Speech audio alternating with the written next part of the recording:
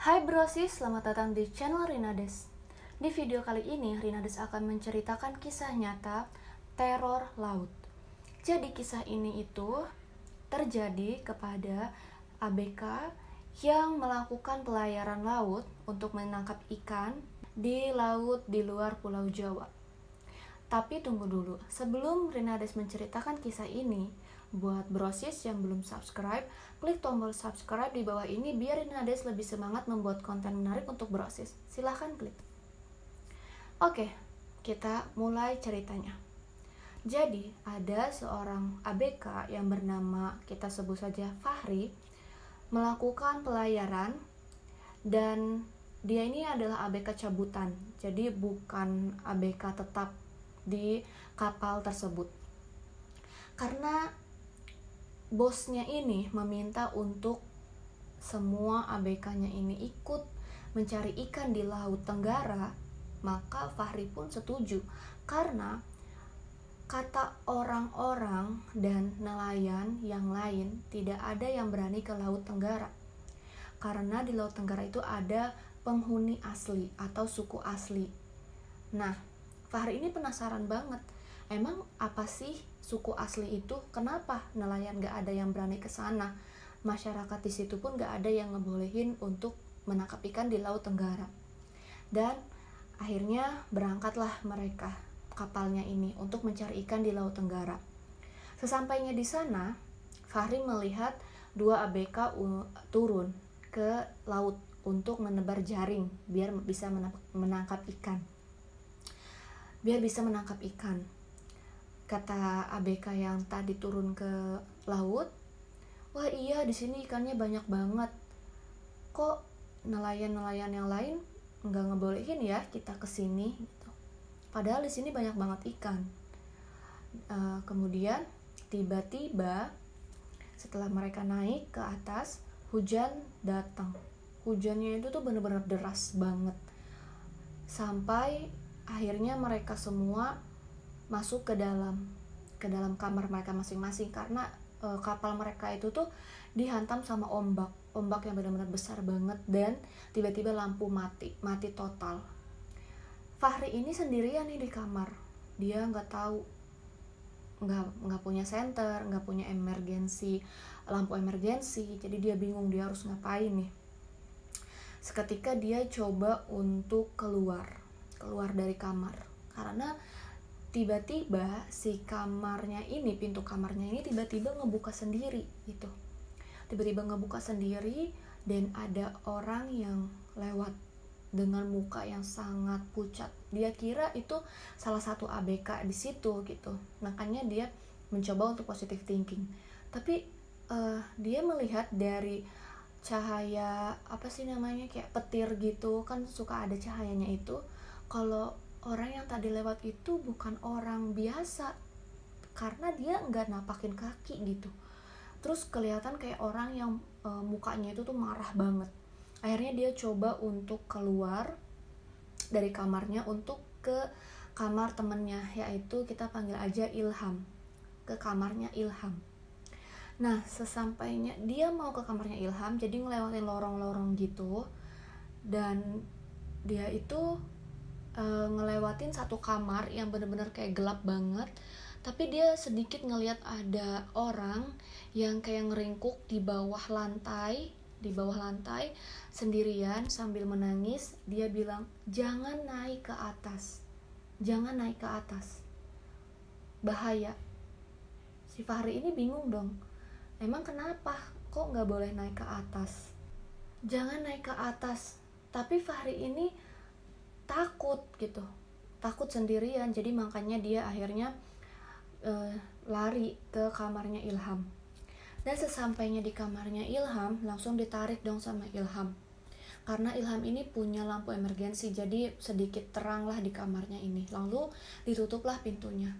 Ternyata di kamarnya Ilham ini udah ada dua temennya yang lain, kita sebut aja Boris sama Aji. Nah, Boris ini masih berani. Ayo kita coba keluar, kita cari mungkin ada alat-alat yang bisa kita perbaiki atau alat-alat yang bisa kita ambil, atau kita cari ABK yang lain, kita cari bos kita kemana, kok kayak gini dia nggak ada. Ketika mereka ya udah yuk kita berempat berani keluar. Sampainya mereka mencoba untuk keluar, cari-cari alat, cari bos, cari ABK yang lain, tiba-tiba mereka kaget banget ngeliat bosnya itu udah tewas dengan kondisi yang sangat mengenaskan, menggantung. Jadi kayak kepalanya tuh di bawah, kakinya di atas. Mereka langsung kaget, mereka langsung ketakutan. Mereka balik lagi ke kamar dan udah kita di sini aja, kita nggak usah keluar. Mereka nggak tahu apa yang terjadi, kenapa bosnya ini bisa kayak gitu. Dan akhirnya mereka untuk memberanikan diri nyari ke gudang yang banyak perlengkapannya. Mereka mencoba cari apapun yang bisa mereka ambil, kayak pisau, terus tali, apapun itu. Ketika mereka mau ke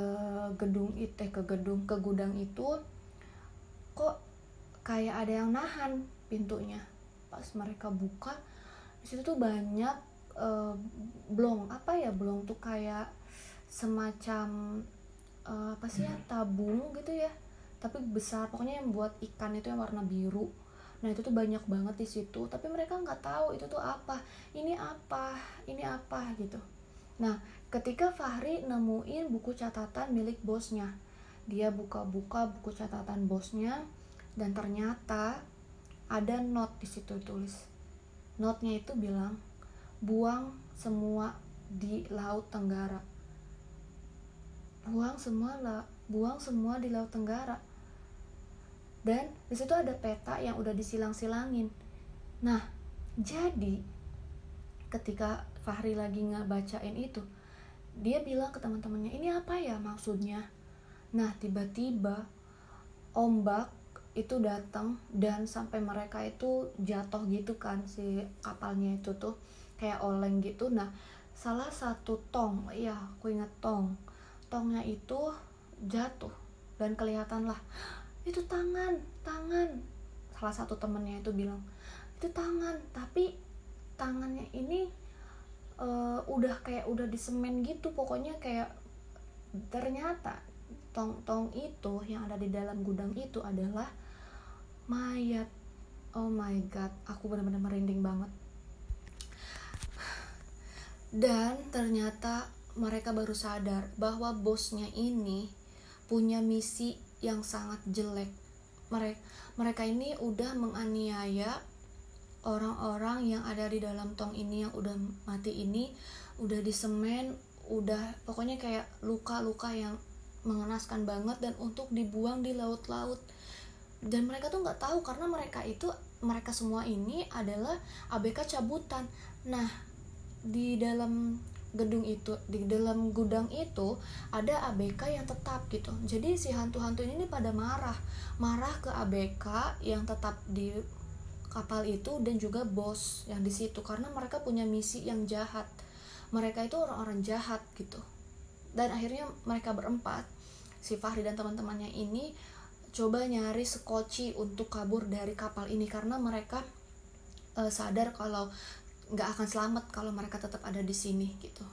Nah akhirnya orang yang tadi bilang jangan naik ke atas, nah itu tuh dia lari ke si Fahri ini, karena Fahri juga kayak ayo ikut aku, kita keluar, kita selamatin diri bersama-sama. Nah akhirnya mereka turunin skocinya, mereka lari dari perahu itu, dan mereka udah berhasil nih lari dari perahu itu.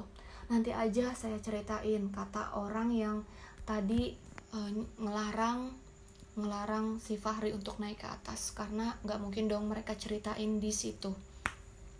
Setelah mereka ngeliat sambil mereka udah menjauh tusuk kocinya, karena ada kayak gelombang yang bikin mereka terhempas jauh dari si kapal yang tadi itu.